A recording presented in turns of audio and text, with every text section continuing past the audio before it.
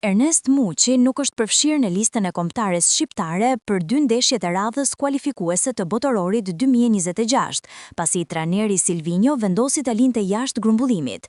24 vjeçari ishte pjesë e listës fillestare në muajin shtator, por u tërhoq përpara ndeshjeve miqësore dhe kualifikuese, në një periudhë kur u zyrtarizua huazimi i tij nga Besiktasi te Trabzonspori. Që nga ajo kohë, Muçi nuk është më ftuar nga Silvinho, duke shënuar periudhën më të gjatë jashtë kombëtares që prej marrjes së drejtimit nga trajneri brazilian. Aktualisht, ai numeron 8 paraqitje me Trabzonsporin dhe 333 minuta të luajtura, ndërsa ka qenë titullar në 4 ndeshja.